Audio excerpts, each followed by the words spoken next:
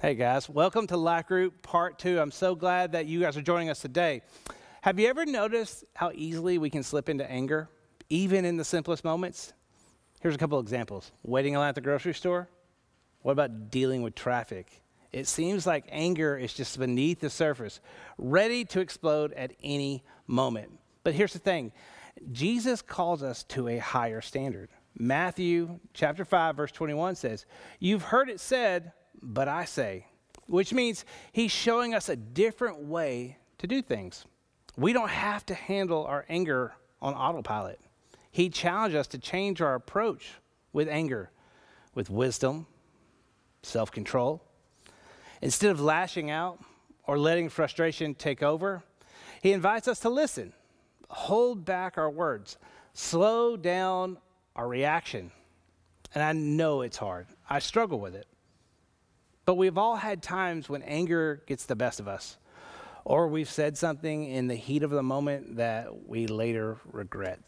It's a struggle that we all face, but one that Jesus offers help us to overcome. So what I want you to do is I want you to take a moment to reflect on your own experiences with anger. How do you typically respond? I want you to be honest. I want you to be vulnerable. So here's the first question. Do you let anger get the best of you, even in the simplest moments? How?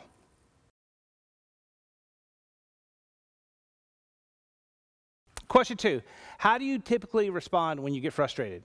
How would you like to respond?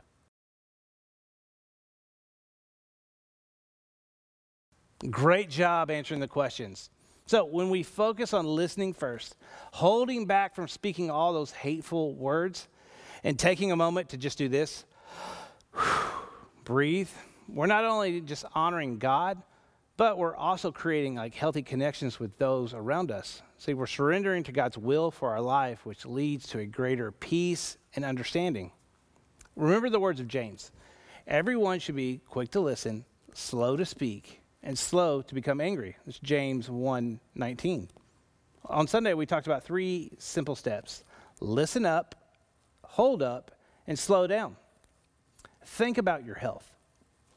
Think about your relationships.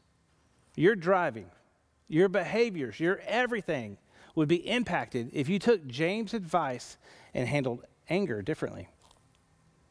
Here's your question. Which of James' instructions do you struggle with the most? Being quick to listen, slow to speak, slow to become angry? Discuss in your group. I want to invite you back. Next Sunday, we're going to look at what Jesus says about sexual sin, lust. So I want you to invite somebody. Scott and I were praying for you. We love you. See you guys.